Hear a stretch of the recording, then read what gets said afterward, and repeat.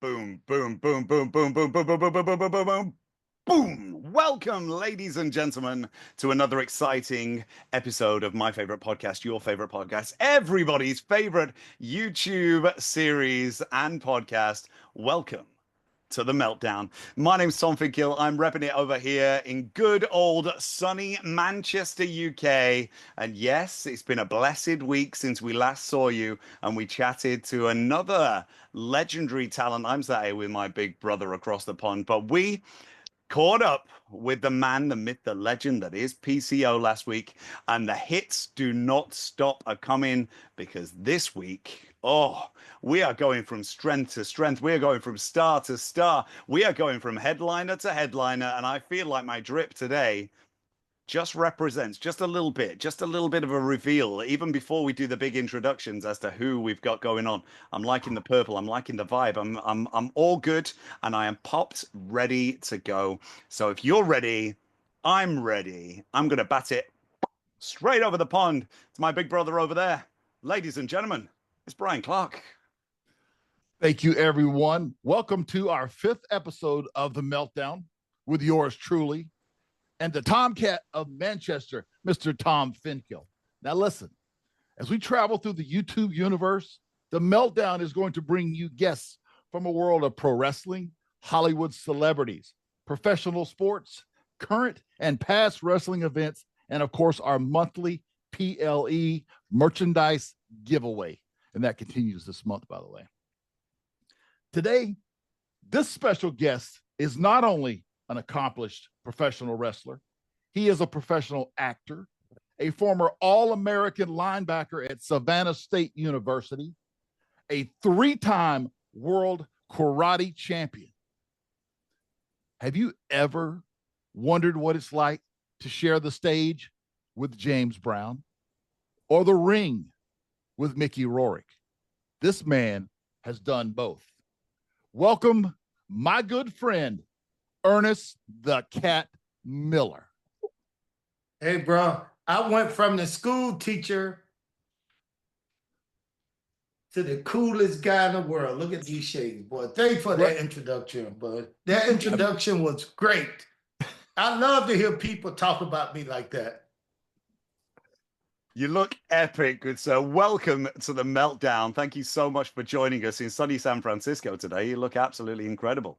Yes, those shades are just giving the full-on meteoric movie star vibe. We are loving the fact that you have joined us on this wonderful afternoon. Now, we're going to take a trip down memory lane. We're going to bring it up close and personal into the Cat's wonderful career and exactly what he's doing now. We want to make sure that we are sharing that Tom, before you fill my ears up with all those big words, let me ask you guys one more time. How in the hell did you guys get me into San Francisco when I woke up in Atlanta? Well, you, as we know, you're a busy man. Your schedule is nonstop. You fly from coast to coast, and that's okay, man. We understand. If you're on location, we're good with it.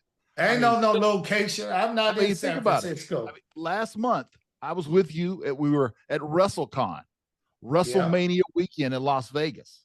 Yeah. We actually got to sit down and have a dinner together. Myself, with you, your lovely wife. Oh, yeah. We had Sonny Ono was with us. Oh, okay, your former manager. And how about the surprise visit from Reno? Roll the dice, Reno from the Natural Born Thrillers was there, and our good friend Jonathan O'Dwyer, all the way from Ireland, came over and visited with us and had a great weekend, man. It was awesome to see you. Man, it was great, man. I mean, but the best part of it, you get to see the old guys. You get to see good friends. Reno was like, I enjoyed working with him. He had this kind of mean, fierce character, but I was always able to make him break his character, make him laugh, doing the shooting. He said, don't do it, Cat, don't do it. I got to keep this mean face. And I always was able to make him laugh and break character. So he's a fun guy to work with. And he was a guy, I mean, he was one of the guys, as yourself, he was one of the guys I was so happy about being able to spend a little time with in Vegas. Yeah. I agree, man. Like I said, he had messaged me and he says, if he gets a chance, he lives in Vegas, and he said he's doing a totally different career now. And he says, if I can stop by, I said, absolutely. We'd love to see you, man. Because he had messaged me a week prior too. And so it worked out. And again, a great time, a great dinner. And we're going to hit you with some questions, Kat, some good stuff throughout your amazing career. Tom's going to start us off and we're going to roll with it. And you have such an amazing career. There's a lot to cover. So we're going to start with it. Are you ready? I'm here. I'm here. He's here. He must be ready. He must be ready. Well, we love it. Well, just seeing as we're just touching topic on dinner at WrestleCon, we want to send out a massive props out to our very own Meltdown team member, Jonathan O'Dwyer over in Limerick, Ireland. You were present as well, and you're going to see your face shine up on that screen. Just while we're on that topic, how was it sat with Bryan for the weekend, Kat? Give me the full lowdown. What was he like to be with for the full weekend? He's like a how did they say it? Good friend, but he was more like a pain in my ass.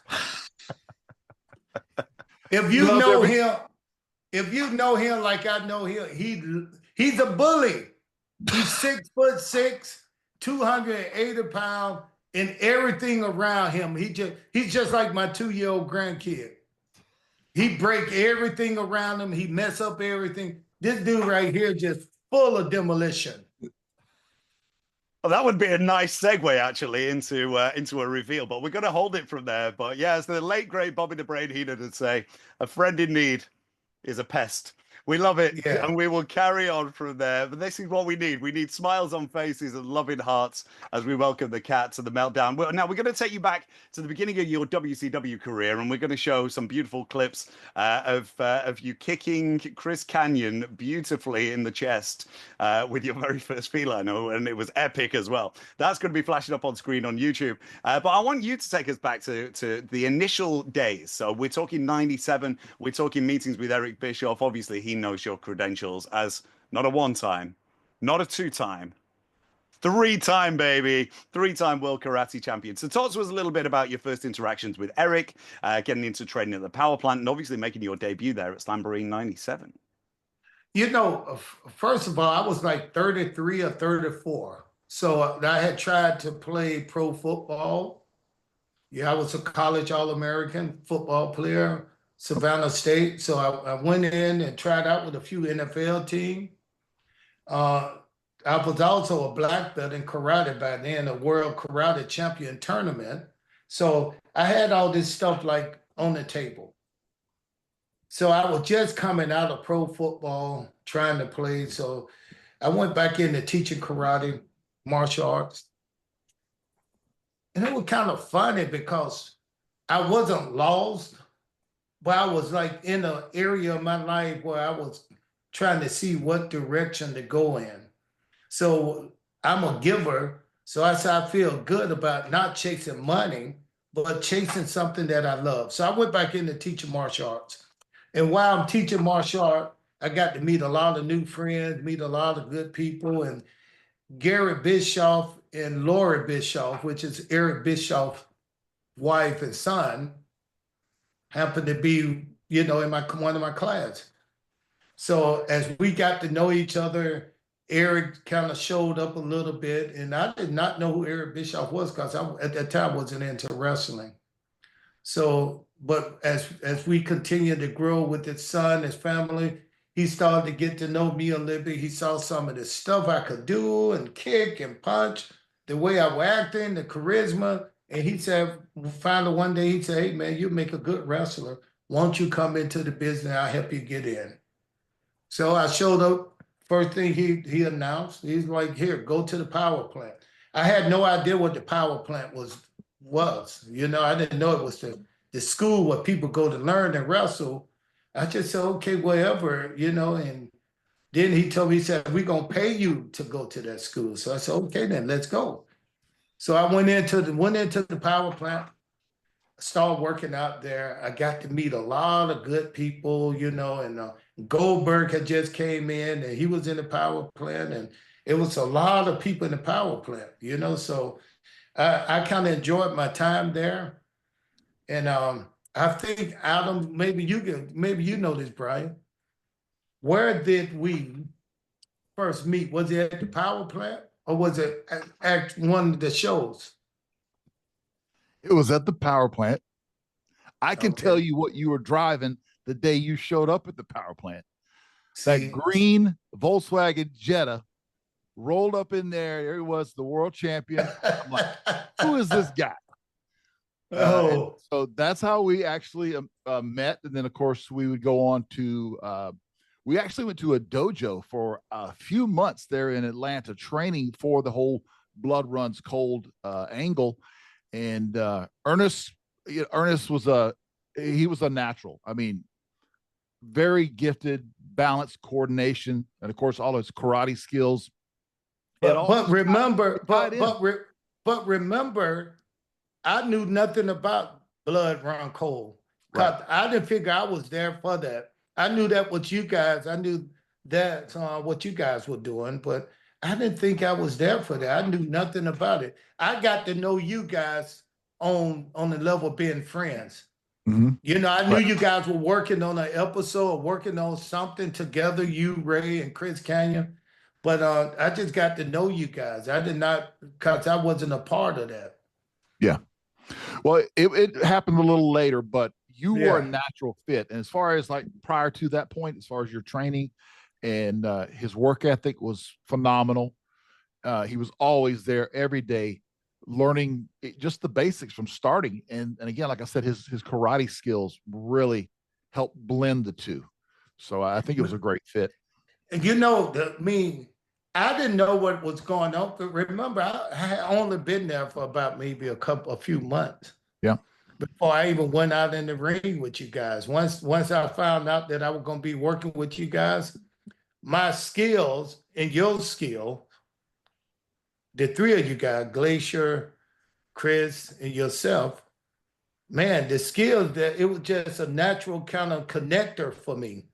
It's like once we connected, it was like, boom, it's exploded, because I remember the first day in the ring, we worked out. Well, I remember that Monday night when I was going to jump the rope and we went over what I was going to do in the ring.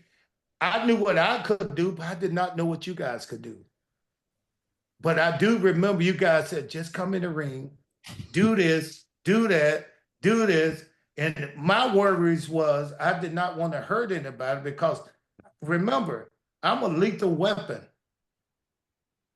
My thing was if I threw a kick, it was to knock somebody's head off. I can vouch for that. I can vouch for that, by the way. Go ahead. If I threw a punch, it was to knock a man down and he wasn't supposed to get up. So I was still in that phase of life, even though I was learning the wrestling to work with the wrestling skills and technique. Yeah. But once I got in that ring, man, and I was nervous. I said, okay, they said, Cat, we need you, Cat. First of all, Glacier got hurt. I think he hurt his ankle where he couldn't really do a lot in the ring. And you guys had already had that Monday night appearance ready. Mm-hmm. You guys, it was already, this is going to happen on Monday Night Nitro. And I think Glacier did not want to hold it up. So they came to me and came to Eric and said, hey, can we put the Cat in? He just come over the rope and do a couple of kicks so we can have some kicks in this. Now, was that thing built like around martial arts? Yes. That whole gimmick? Almost, and it really happened at the wrong time, just because the NWO was so strong and it sort of got just pushed to the side there. But it was a really creative idea, and they did spend a lot of money on it. And I think it could have worked at a different time, but it was almost based off of Mortal Kombat. But it served its purpose. It helped us all break off into different parts of our career.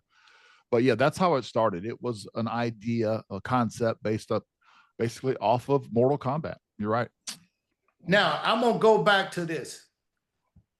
When these guys told me what to do, I'm talking about Brian there and Canyon and Chris Canyon and Glacier. When they told me what to do when I got in the ring, I'm a professional kicker and puncher.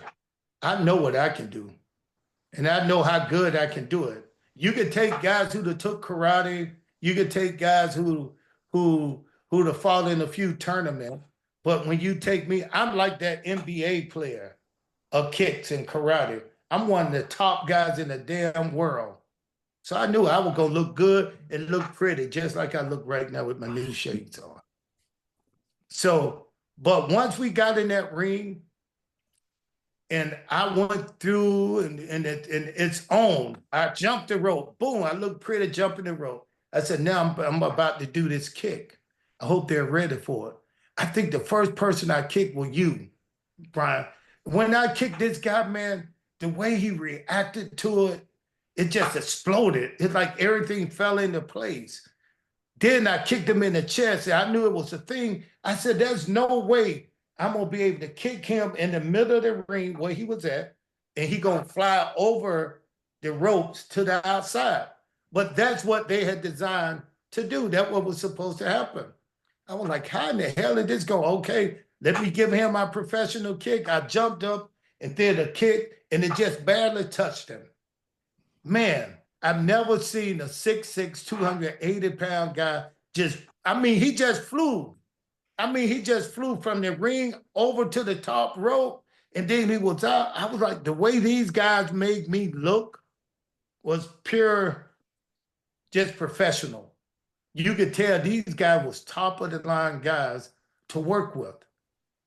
You know, I mean, they made me look good. They made me look so good that people called me from the martial arts world. Man, the kicks look good, man. The kicks look good. And the only thing I could say is, Chris Kanyon and Bryan, these guys made me look good. I mean, because I didn't even touch them with the kicks.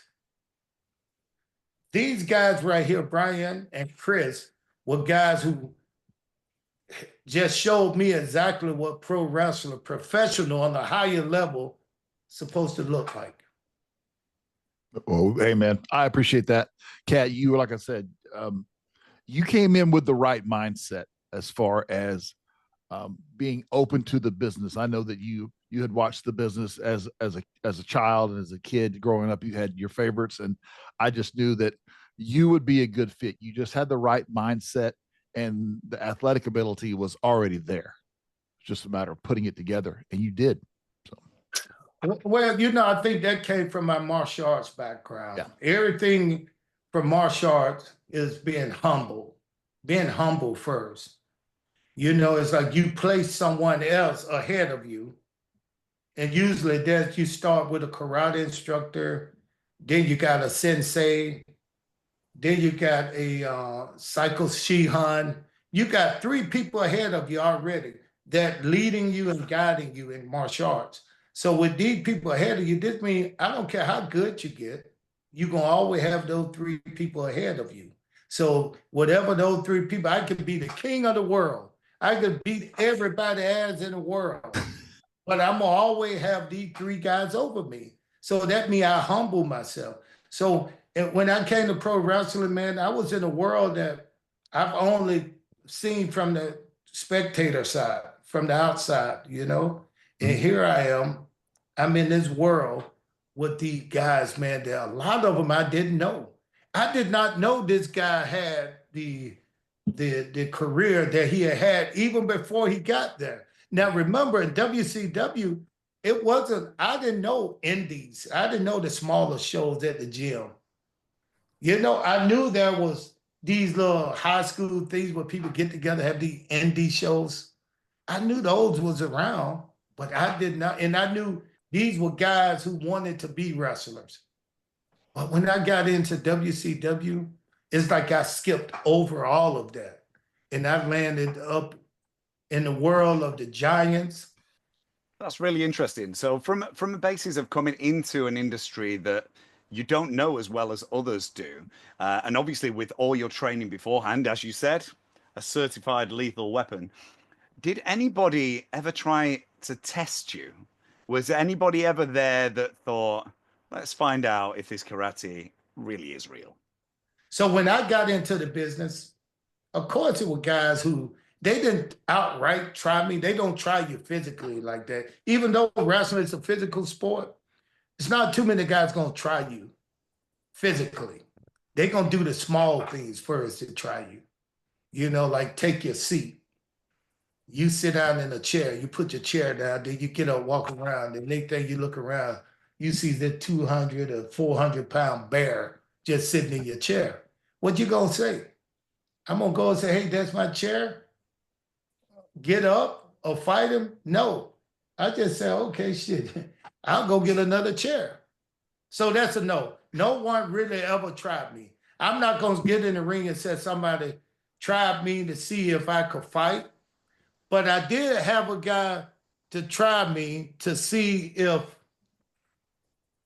what I could take and what I couldn't take.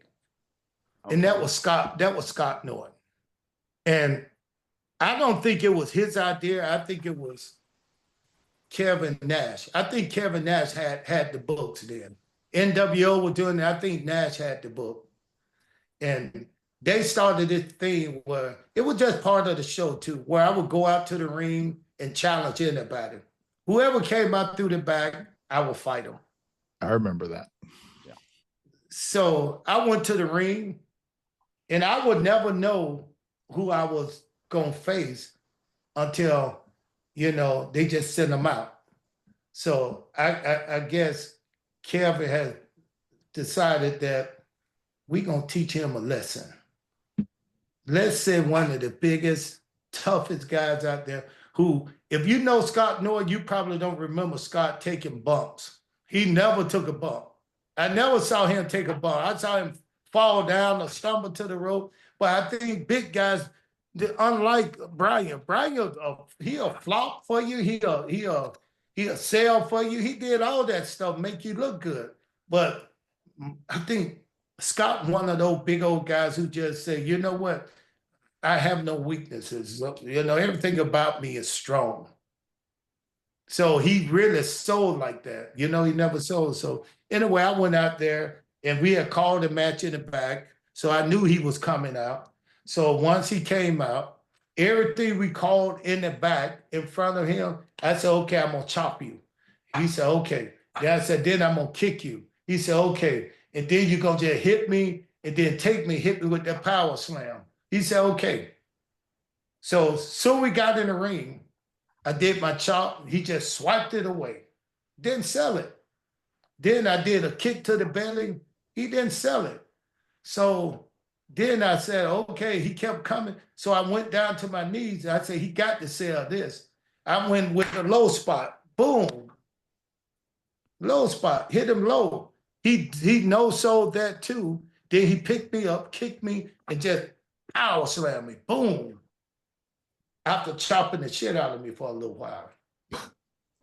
So after that match was over, like in other match, it was a 3 to 4 or 5 minute match. It didn't hurt me because remember, I was a real fighter.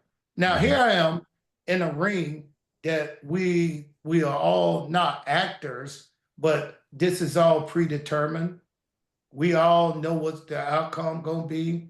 We are just out there working. We can do this every night. So nobody really tried to hurt you.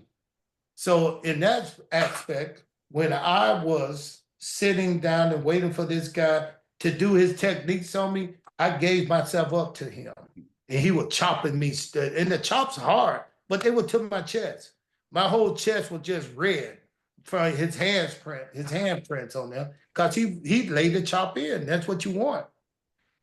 So once the match was over, I walked through the back, and one of the first guys stopped me was Scott Hall. And Scott Hall said, real nice. Scott was always a good guy to me, man. Well, if I ever needed anything, information, guidance, how to do something, he will always be there for you. You know, so Scott Hall said, hey, Cat, look, man, I know you're new to this, but if you're in the ring with somebody and they not working with you, I didn't even know what working with you meant at that time. But he said, if they're not working with you, then he said, you know that karate stuff for real, right? He did his hand like this. You know that karate stuff for real, right? I said, yeah. He said, do it. He said, do it for real. If they don't want to work with you, then I got it. If they don't want to work with you, you make them work with you. That's the story. You tell the story. So then I walked through again, and I started thinking about it. I walked through again. The next person I ran into was Arn Anderson. And Arn Anderson was upset. He was like, that's why this business is going down, because you got stuff like this going on. He said, you did a great job, Ernest, Cat. He said, you did a great job, staying professional in the ring. He said, because that guy was not professional. He was not working with you. His thing was not just to make you look bad. So once I heard that, it started kind of sinking in a little bit. And I remember when you lose one fight in real fighting, the first thing you start thinking about, I want a rematch. As I walked back towards the locker room, I remember seeing Arn Anderson told me that. He said, the guy didn't work with you. And it started to puzzle me a little bit. It started my mind to work. So as I walked through, I saw the guy that really helped me get started in this and still had some power, some stroke. I saw Eric Bischoff walking my way. And Eric said, you all right? I said, yeah. I was trying to figure out why. And he said, well, how's everything? But then my mind worked. Eric Bischoff got me in the business, but I never went to Eric Bischoff to do anything else for me. I did not want, I was just thankful that he got me into a business that I could make money, take care of my family, and I wanted to do something. I didn't want to be in the trouble to him. I just wanted to work and do. So I never went to Eric, like DDP and a lot of other guys, to say, hey, can you do this for me, Eric? 'Cause I know he would have, but I never went to Eric about anything. But one thing, Eric walked past me, then I thought about it. And I said, hey, Eric, he was part of making the schedule. He said, yes. I said, can you get me another match next Monday? He said, with who? I said, with Scott Norton. And Eric looked at me, he was like, are you sure? So the match was set. I went out, did the same thing. So we called earlier, and when we have, like when you find out who you're gonna match, then they have a producer to come and sit down with you and you go over the match. Yeah, he was a powerhouse of a guy, probably 6'3", about, I don't know, 315, 320, something like that. And famous, world famous, internationally famous for his All Japan work, his New Japan work, the Power Bomb. I mean, yeah, he is legendary status in Japan and even in WCW. So that's all he did with me. So I said, okay, you can do your things. I'm not going to stop you from chopping me, even though he broke the skin on my chest that Monday before chopping me, because you can't hide from it. He'd lock your arm back, you got to give it to him. And every time he hit me, the crowd went, oh, they were like, oh my goodness, I know that had to hurt. So when the guy chopped me, I gave him that. Then he said, who gonna take the finish? I said, listen, I know who I am. I'll take the finish, the power bomb. So you just power bomb me. Boom. And he said, okay. He said, what do you want to do? I said, okay. Now here's where the story, the plot's thickening. He said, listen here, this is what I want to do. I said, I want but 3 kicks. So I said, these are the only 3 kicks I want, Scott. First kick, no sell. Second kick, worry about just a little bit. Now the third kick, please go down. He said, okay, all right, I got this. Get to the ring. We get to the ring, bell ring. I'm calling him out. I'm calling him the big white bear. The big white bear. Send the big white bear out here again. I want to fight him again. I'm tired of this guy. I'm tired of people thinking they can beat me. I'm the greatest. Send the white bear out here. I want to destroy him again. And the crowd was like stunned, because here I am calling out the biggest, the baddest man in the locker room. Next thing you know, you hear the boom. He come walking out there, boom, marching, big old man. He get in the ring. He started the same shit, slapping me, boom, chopping me, boom, in the crowd. Oh shit, not again. He just chopped me. He chopped me. He chopped me about 5 times. Every time he chopped me, the crowd was with him. Oh my goodness, he got to be in so much pain. The cat, he gonna kill the cat in the ring. So now we get to the corner. Here come my 3 kicks. He stood back. I fired up. I do that side kick at him. He just slapped it away. Chopped me again. Bow. He wasn't supposed to fucking chop me no more. But he chopped me anyway. Boom.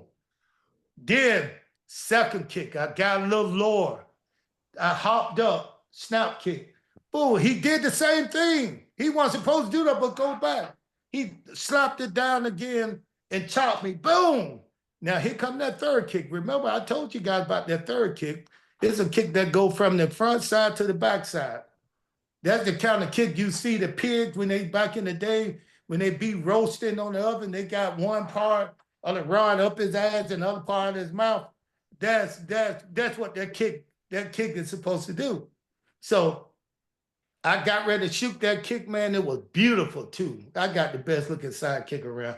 That kick went straight up. Pow!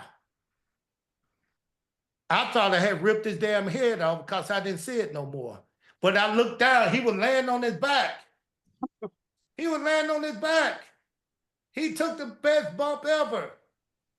And then when I picked him up, he did the same thing, kicked me and power bombed me, right? And won. So I rolled out the ring. I went to the back. First person to meet me was Sonny Ono, who is a martial artist. Sonny Ono was smiling. And Sonny Ono said, man, I've never saw him take a bump like that before. And then Sonny said, I looked at, I said, he had no other choice. Because if he had went down, that kick gonna rip his damn head off. Every kick was straight up. It was a side kick. It was set up to do that. Man, listen, everybody came back there talking about the best. He took one of the best bumps he ever taken before. He won the best bump. Then when he came through the curve, his shirt was ripped off, his mouth was bleeding, and he came through, ain't nothing he could say. I said, hey, thank you, Scott. He said, thank you. But that day, a man learned his lesson. You fuck around and find out. And he found out. Just what to show, story. Yeah. What a story. Oh, that is incredible. Honestly, you had me hanging on every word. What? But think about this. He never really said anything to me about it. He didn't get mad about it. His wife was the one wanting to fight me now. We love that. Well, you did mention the person that you came back into the locker room and was there waiting for you was Sonny Ono. So I think we need to segue into the manager of champions and talk about your time a little bit with Sonny. How was it working from a heel persona side with a mouthpiece? It wasn't easy. It wasn't nothing. It just me wanting to hang out with my friend. See, we traveled so much on the road that sometimes it's lonely out there. You know, if you don't have friends, like the travel itself, you could drive 3 hours or fly 2 hours. But the thing is, the travel can get lonely. So Sonny, one of my good friends, and I really didn't need a mouthpiece, somebody to talk for me and speak for me. I did it for myself, but I said, this would be fun because traveling with Sonny is fun. I mean, he is funny. He's a fun guy. I mean, right now, he's 70 years old, but he act like a 15-year-old kid. He's so funny now. We talk every day on the phone. Yeah, I love Sonny. I always have. Great. I thought it was such a natural fit with you two together, and your charisma just opened up. I mean, it was always there. It was just a matter of when you were going to get to show it.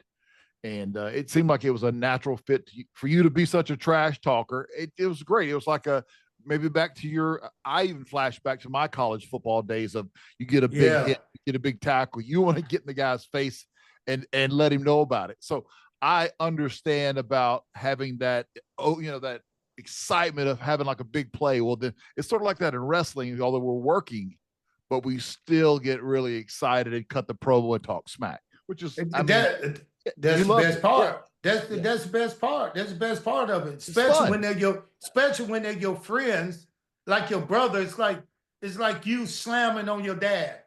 You know, when your dad's 60, still think he got it. You 16 and you just getting it, and you go up and slam on your dad and talk smack to your dad. It's fun. Yeah. So it was like talking smack was just like friends. We all friends, had a great time. Like Scott and I really never had like issue after that or even before that. It was just a position he would put in. And like I said, I deal with the now. I don't deal with, hey, later or before. I deal with what's going on now. So I felt that was something I needed to take care of, and I took care of it the best way. But I stayed within those lines. Cause remember, I didn't want to go out there and just go stand on my own business and do everything myself to represent myself, because Eric Bischoff got me in. I represent the country, so I had boundaries in a area to stay within. You can't just go out there and just start fighting somebody because they chop you a little bit. You got to stay professional, and you always have been professional your entire career. Anytime I've ever worked with you from day one, like I said, when you first got started training in the business. I want to let Tom take this here because I know Tom is a huge fan. Hold up, Brian. Hold up, Brian. Hold up. All right. You try to be nice now, Brian. Now I'm gonna tell a little story. Yeah, okay. And you try to be nice, and that's not right because you're a low down, dirty creep too sometimes. Now I remember when I make a mistake with Brian, he was like Fred Sanford. He never just say it's okay, let it go. He had to say something first to cut you down, and then he'll pick you up and say, it's okay though, it's all right. I'm trying to build you up, man. I'm building you up. I'm building you up. I remember my first kick to you once I jumped the rope was going to be a round kick to the body to kind of loosen you up to get away from Glacier. So you said, just kick me right here. Kick me here, and then I'll step out from me. He said, just kick me here. So I got in the ring. I was nervous as shit. So the first time I was supposed to kick somebody, I kicked him so hard in his rib. He looked at me. He said, "Oh, you prick." You still prick. Yeah. But then he kept going. He kept going with the flow. It was so funny the way he looked at me like, I'm going to kill you. It happens. It happens in the business. Hey, I'll tell you this, and you know this to be true. I would rather you lay it in and let it look believable than it'd be weak, and then I've got to try to sell something weak.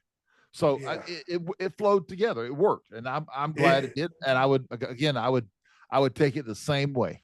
Bro, listen, for that thing to end up like it ended up, but the way it started out, that should show everybody how big that thing could have been if they had put the energy and time into it. Because that night that we got in the ring and did that thing when y'all were beating Glacier up, the crowd was with it, man. I mean, it was beautiful. The crowd was with it. These two mean-looking guys out there with these costumes on. I mean, it was beautiful, man. It was a good beginning of a great storyline. Yep. But like he said, with so much going on, they really didn't have time to kind of fulfill that obligation to make it successful. Right.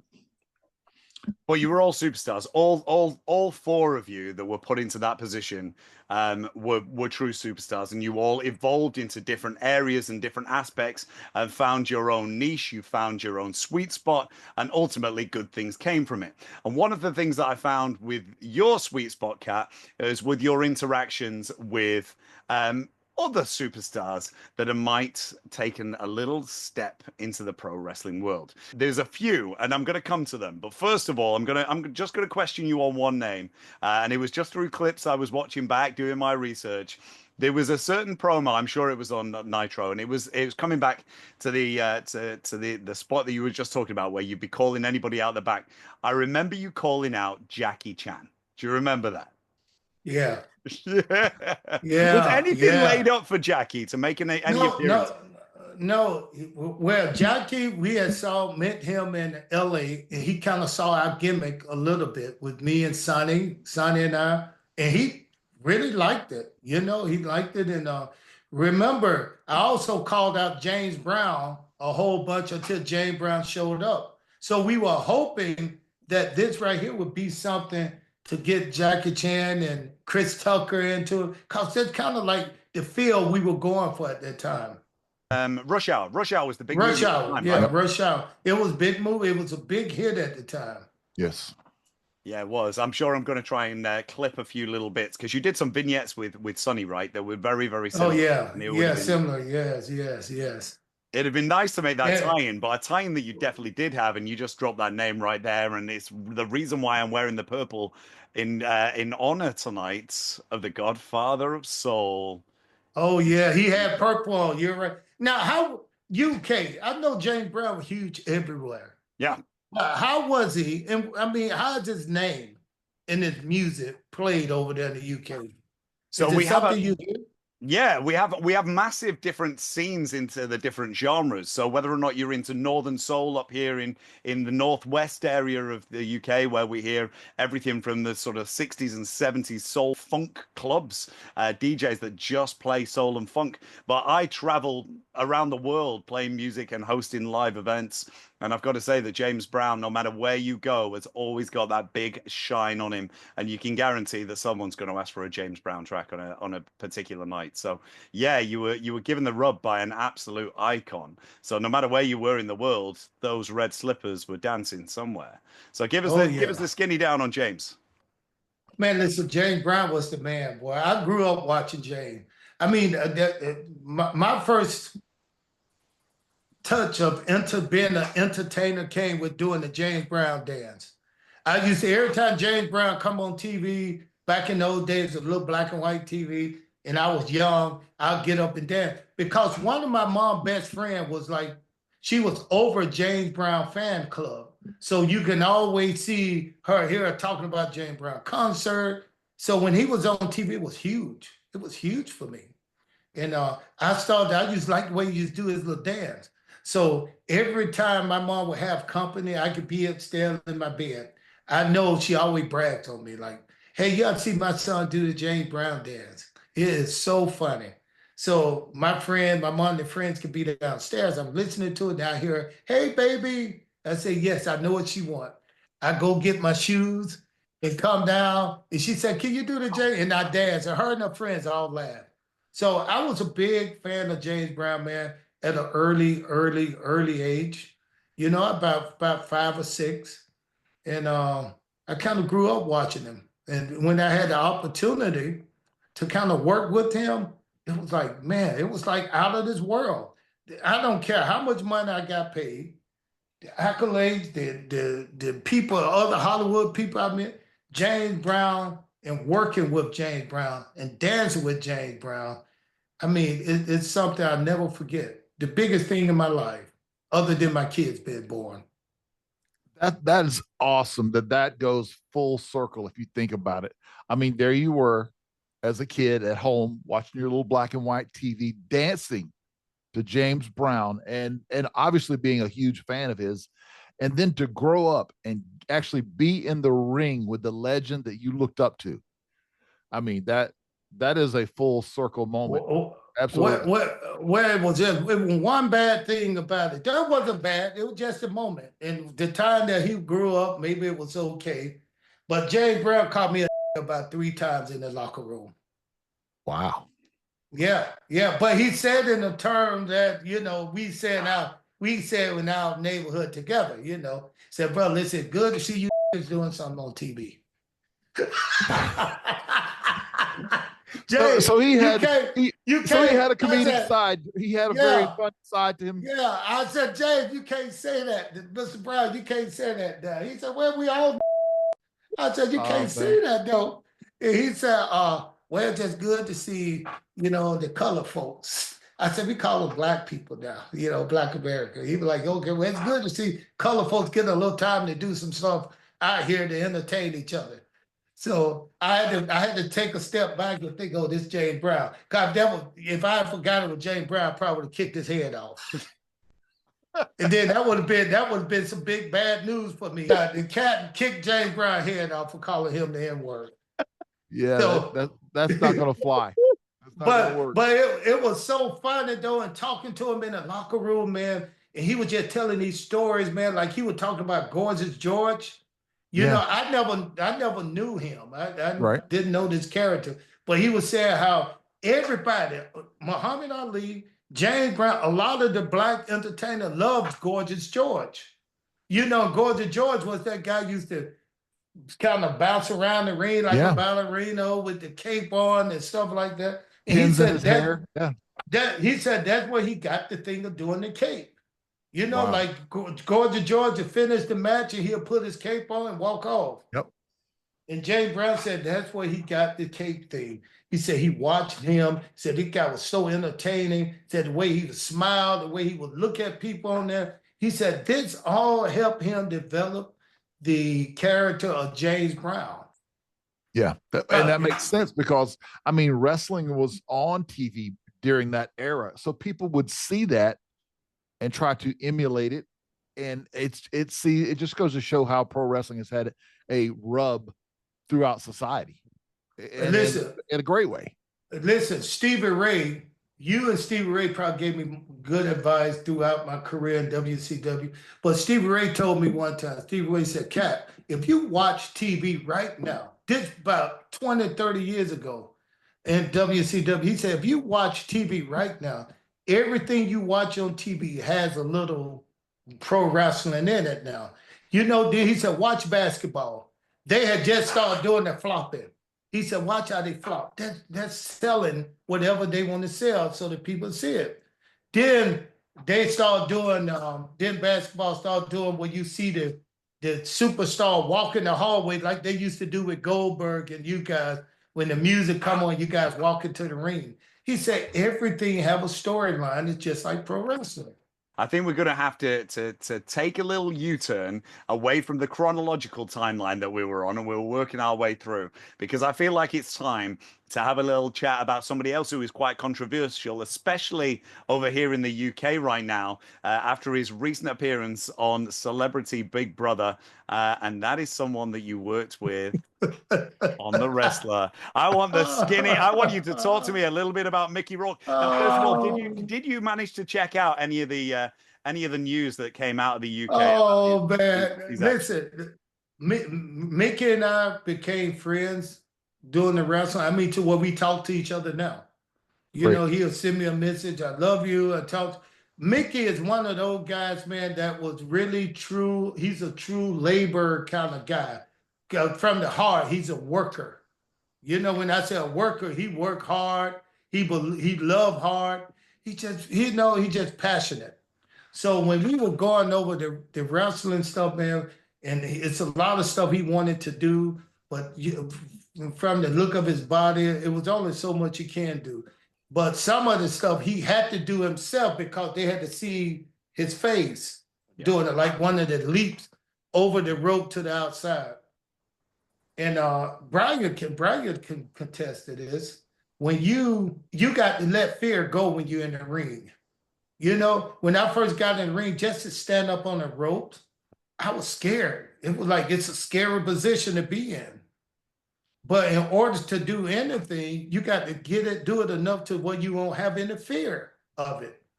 When you dive from the inside of the ring to the outside, it looked like you can break your neck because you can break your neck. But when they first told me to leap from the inside of the ring to outside on top of somebody catching me, that was hard to leap over the rope to the outside. Then you know, we had to work to get that fear out of you and just worry about being safe to keep the guy going to keep you safe on the outside who going to catch you. And then to keep him safe by not putting your elbow in his face or doing anything like that. So it was a spot in the movie, a very difficult spot to where they hit me and I go outside the ring. And Mickey's thing was he had to hit the rope, run, and dive over the rope to outside on top of me. He had to end up on top of me and the crowd go crazy. So first time we tried it, I knew what to do. I went over the rope, boom, went to the outside. I said, Mickey, go hit the rope, then come and just jump over just clear the top rope. I got you from there. The first week trying that, he'll stop every time. He never jumped. I kept saying, jump, you can do it. He'll hit the outside again, then he a stop at the rope. He would never come over. So I said, here, bend down, grab the rope, just jump, put your feet up, just jump, see how high you can get off the ground. So I started working with Billy's confidence. So we went over about 2 weeks, and he not one time could he do it. Then the night it was time to shoot that episode, shoot that part of the that scene, he had to do it. So when I went outside the rope, boom. Now this is the part you see in the movie, the part when you see him hit the referee, I hit the referee, knock the referee outside, then he hit me and knocked me outside the rope, and then you see Mickey come and dive over the rope. That was the most difficult part in the movie. So he hit the rope, boom, during practice, he could never make it over.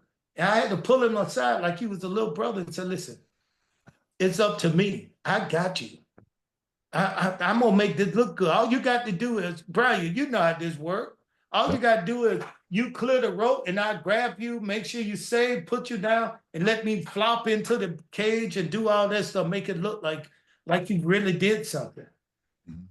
But it's hard. You had to overcome that. You had to overcome fear. And as a man, you know, fear is one of the most hardest thing it is to overcome, to put to the side. Some people fear what happened yesterday. Some people fear what may happen tomorrow, but it's fear. Fear is something that we, as humans, want to take out of our body. I don't want to fear nothing. Okay. Remember Nicolas Cage? When I first got there, Nicolas Cage was playing that part. He was playing the part of Ram. I heard about that. In the budget was $55 to $75 million. Okay. When Nicolas Cage said this movie was too hard, he did not want to work this hard. Because like I was telling about that scene with Mickey Rourke, during the scene, he hit that thing, man, it surprised me when he hit the rope. And I looked up and I finally saw his face coming over the rope. He cleared the rope. I grabbed him, pulled him down, planted him safely, hit the rope, feet went up, everybody popped. He was so happy that when it was over, you know how it is when you finally hit something that you've been trying to do, Bryan. So when he came to I went to my locker room after that scene was shot. He was like, man, he said, listen, bro, much respect. I love you, man. And it was like he achieved something, not just the part in the movie, but it was something he didn't think he could do and he wanted to do it. And I helped him to pull him through it. So we've been friends ever since that movie. Man, we still talk all the time and communicate. But like you were saying about the movie part, it was a $5 million movie. That's what it was $5 million. Okay. It was 50-something to 60-something million when Nicolas Cage and his family were doing the production. Okay. And when they dropped off and Darren dropped off and Darren Aronofsky said, he wanted to use Mickey. Mickey was in the doghouse. Yes. He wasn't doing nothing. LA was tired of his you-know-what. Yeah. LA was tired of his shit. Well, let me ask you this, Kat. So after all the awards that he received and the box office smash that it ended up being, my question to you is, at the time of filming this movie, did you have any idea, like you were looking at the big picture here and you asked the whys and the questions of what if, but did you think that, hey, this is going to be a smash, this is going to be a big hit? Did you have any idea at the time of filming? Let me tell you this right here. We worked for one of the most powerful men in TV, Ted Turner. So you know what kind of equipment, studio stuff we had back in the States back there. Everything was top notch. Everything from the food to the boom to the mics we had 20 people working on one scene for us when we wrestled. Now, when I went to work for this guy, he probably had a camera guy, a producer, one producer holding the boom. The mic looked like it was old as hell, you know, and it was just 3 of us in the room. So it did not look like any production that I was used to. Okay. But this is when I was able to tell it was going to be a good movie. and I didn't know this at first. When they sent me the script, usually somebody, I've been in a few movies, The Legend of Bruce Lee. I've been in the MacGyver TV show, the MacGyver on CBS. I did Blood and Bones with Michael White, which is a great movie, Michael J. White. So I've been in a few movies, Blood Money. I did a few movies, but this scene right here, this movie right here, was a little different. When I got the script and they told me my part, I was going to read for, I was going to read that part. But I started with the script from the front, reading just the storyline. Right. And I did not put that script down until I finished the end. That's how good the script was. It captured my attention right away. So it was such a well put together script, man. And it told a story I could kind of relate to. It was a great story, but I still didn't get it. I was just for my own selfish reason. It was good because it entertained me. But as we start to work on this, and Mickey and I start to work, Mickey and Darren Aronofsky had kind of like a crazy relationship. It's like they would go at each other all the time, like talking smack to each other.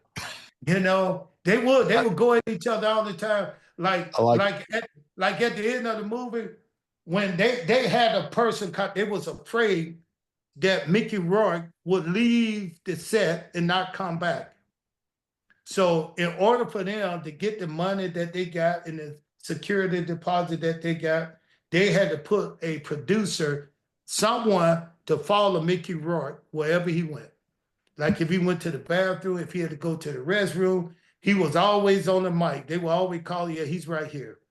So they was really hands-on with him. He did a great job. He never disappeared. He came in, he didn't seem intoxicated, didn't seem like, he was just a good guy to work with.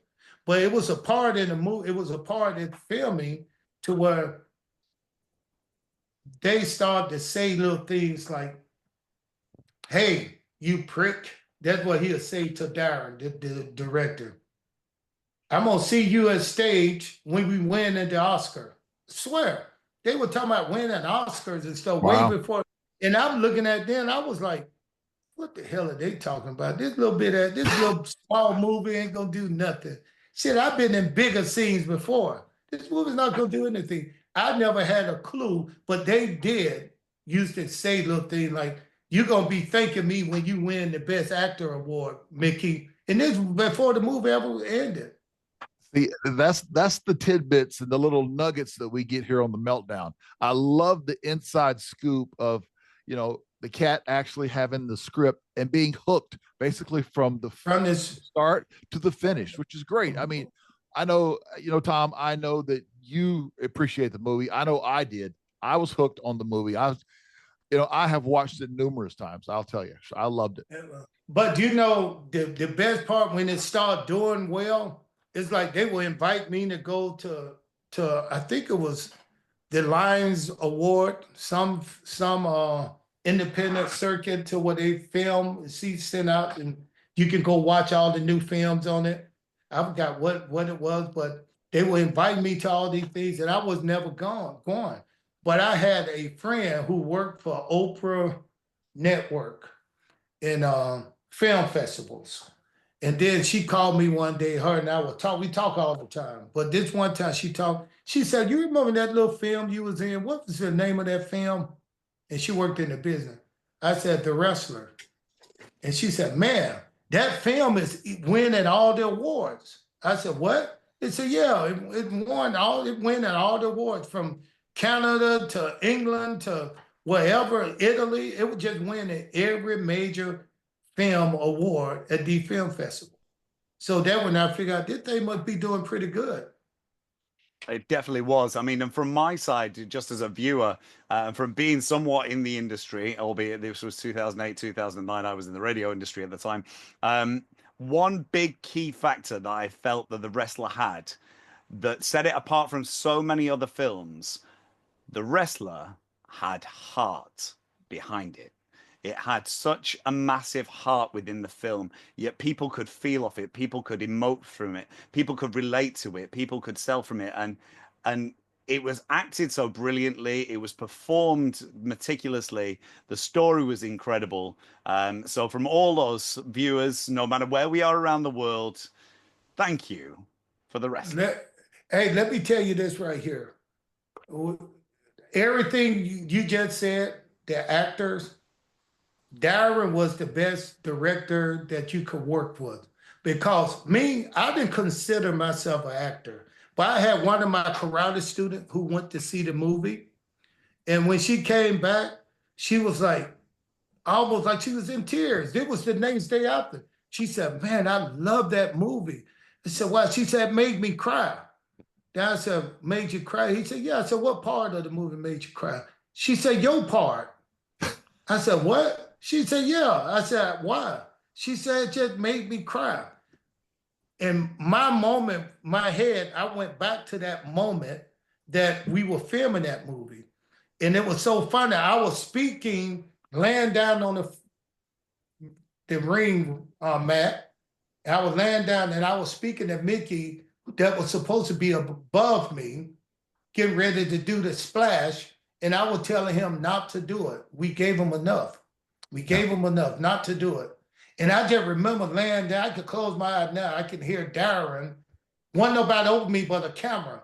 And Darren, the director, he kept saying, Ernest, listen, give me more. I say my lines. He said, no, you got to give me more. He said one thing, and he just knew what to say to pull it out of me. He said, give me a little bit more.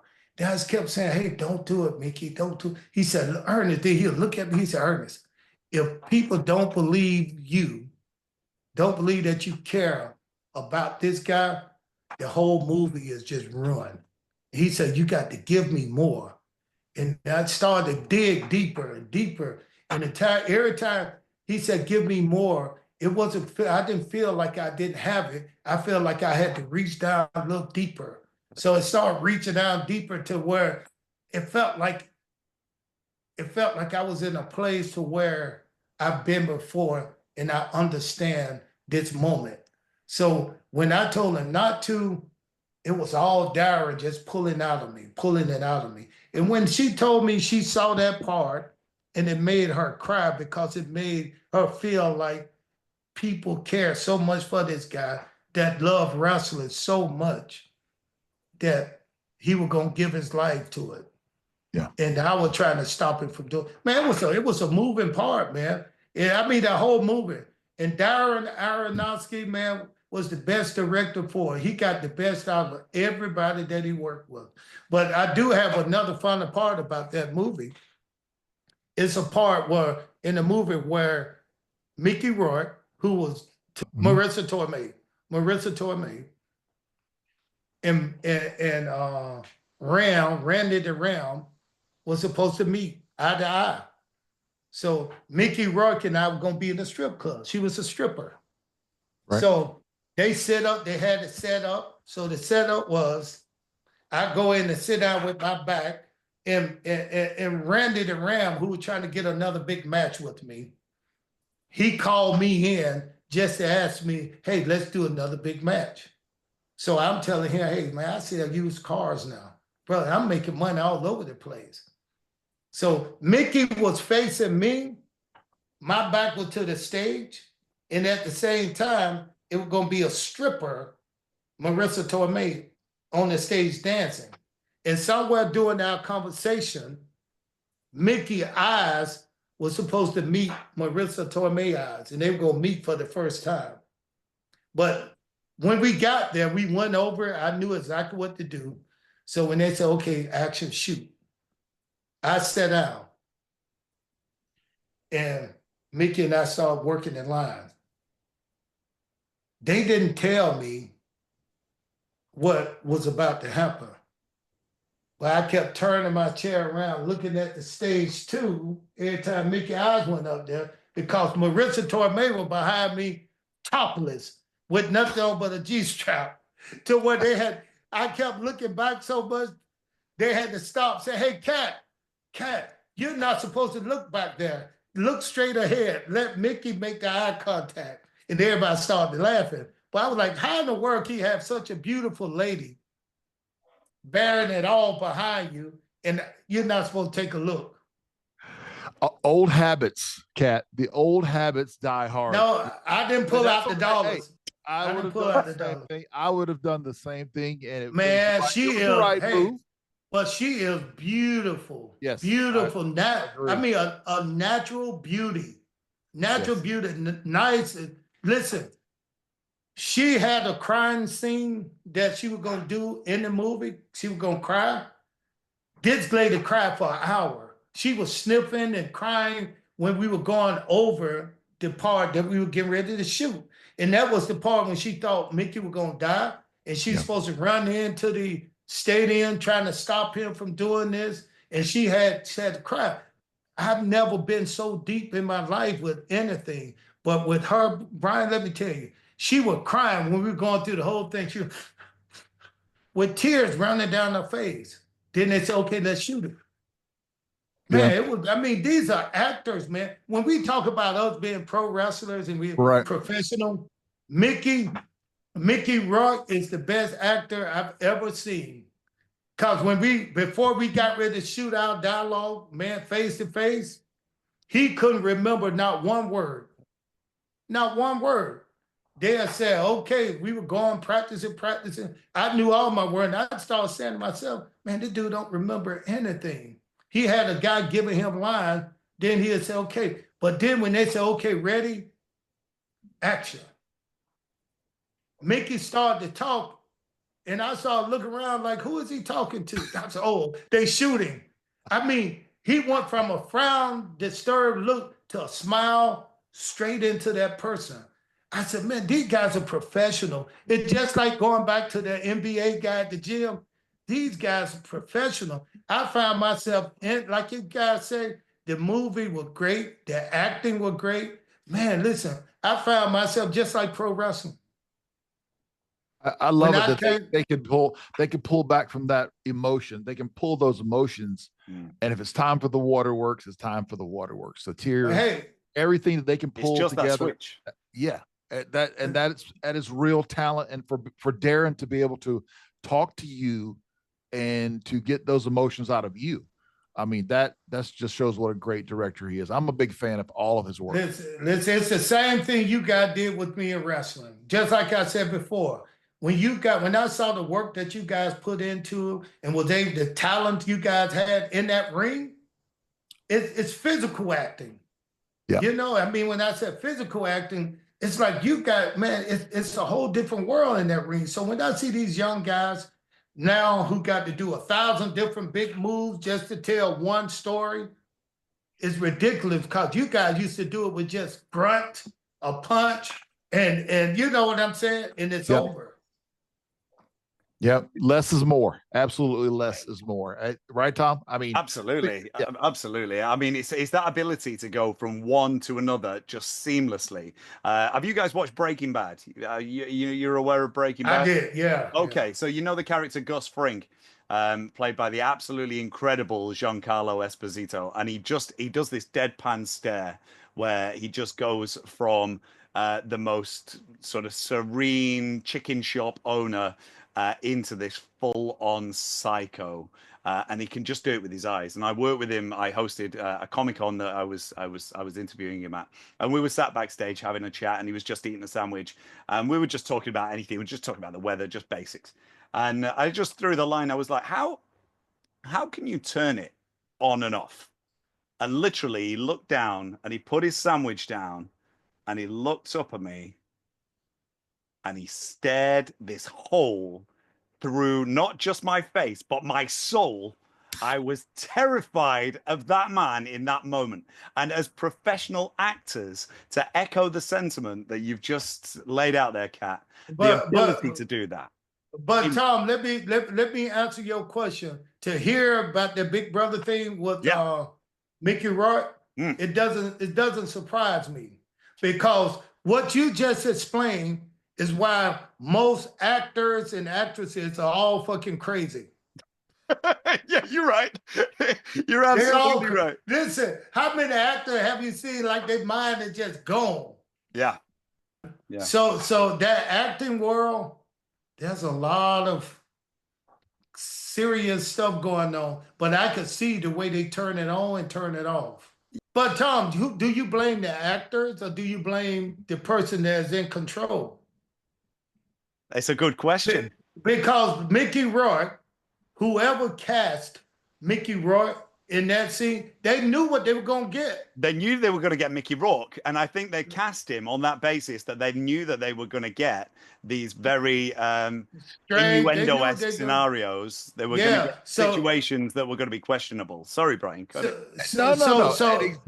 Exactly what we knew we were getting when we booked Ernest the Cat Miller here on the Meltdown. We got a three-time world karate champion. Oh yeah, wrestler, superstar in film. But I want to segue to this, Cat. I want to ask you, I know that you and I are both a part of something that's going on and it's new. A new company that we have both signed with, Title Run Toys Action Figure Company. Okay. Wrath right here, yours truly. Ernest the Cat Miller are part of the first two that are coming out in series 1. Our owners are Leo and Jason, a couple of great guys that we got to sit beside and work with throughout WrestleMania weekend. So, Kat, are you excited to be a part of Title Run Toys? Those are some great guys, man. And I really appreciate, man, them bringing me on, being a part. I mean, it looked just like me. I love it. And they some nice guys to work. And these guys are really working. Yes. You know, to get orders out, to make things work. I mean, I really appreciate being a part of this, man. Well, I'm glad you're a part of it, especially being in series 1, the debut series. Yeah. There are great superstars in there, but to have the Cat as a part of Title Run Toys with Jason and Leo, man, I'm excited. Because I think down the line here, we will be reintroduced again because you, for example, your persona changed in WCW. So there's another line of action figures waiting for both of us. So I'm excited about it. I think it's great. I'm looking forward to it. And I hear a lot of my friends looking to buy one if they have maybe they've already purchased one. So they are available now. Boom. Yes, definitely. Let's carry on that trend down the line. We need to get a cat with a blonde afro. I think that's what needs to happen. Definitely down that line. But speaking of down the line, just before we let you go, there's so many topics that we want to talk about, and obviously you cover them all on the Cat's Corner podcast. So we want to make sure that from the Meltdown listeners and the Meltdown viewers that they go out their way to check out your own personal show. Tell us what you guys do on the Cat's Corner. I love to run my mouth. I like to talk about things that I want to talk about. You know, and I like to bring on some of my friends, like Brian. Brian been on there a couple of times. These guys right here, I got some great friends with great stories, man. And you hear what happened behind the scene. We ain't talking about what's going on today. I wasn't around what's going on today. I'm talking about in the business when the business was at the height of, probably will never see that. It'll never be that hot again, you know, during the war. So you come and you want to hear some of that conversation, you know, just check it out, man. The Cat's Corner podcast. YouTube channel. Hey, that's right. Hey, on YouTube, the Cat's Corner. I'm going to tell you a little bit about the Cat's Corner is that he does have some amazing guests and they all have great backstories. And the Cat pulls bits and pieces out of those. And there he gets another hit on his hands, just like James Brown, Ernest the Cat Miller. Absolutely. I feel good, baby. I feel good. You can feel it.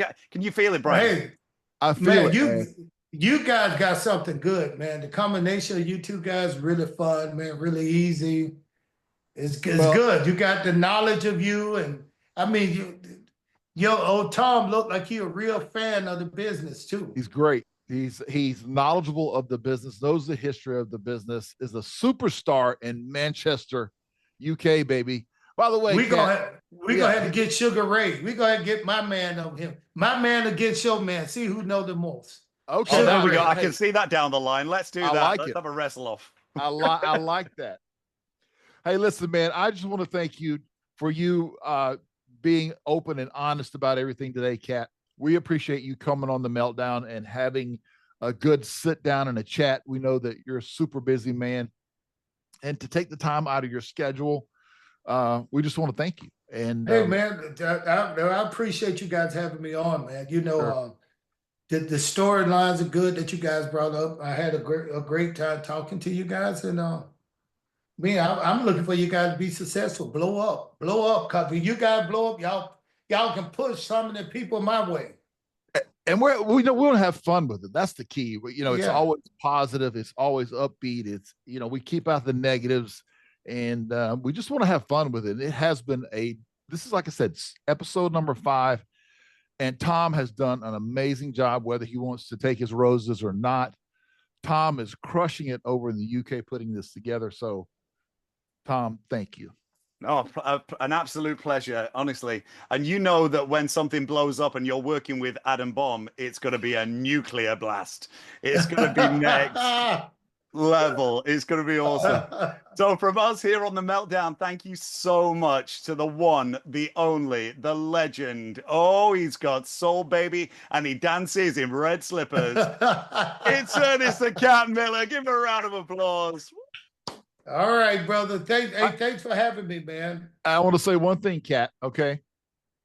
Before we leave, I know that deep down inside, you love that cowboy lifestyle.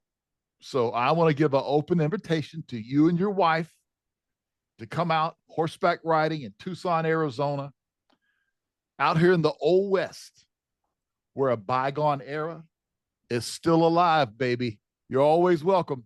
I'm coming too. My wife, ever since my wife mentioned, she's been talking about how nice you are. And I said, this guy is not nice. He's fake. But the first thing she said, we got to go at least visit them. So that'll be great, man. I really appreciate that. Absolutely, man. Looking forward to it. You have a wonderful day, man. Thanks so much. From Arizona to the ATL to UK, man. We're blasting out of here. Have a great one. Thank you. Thank you, brother. See you guys later. Thank you, Kat. What a guest. Oh my goodness. Ernest the Cat Miller has got the most incredible stories that we have ever heard. And it's such a privilege for us here at The Meltdown for him to join us on our show. So I'm sure we'll have him back. He can discuss all the different areas that he didn't have time to get in.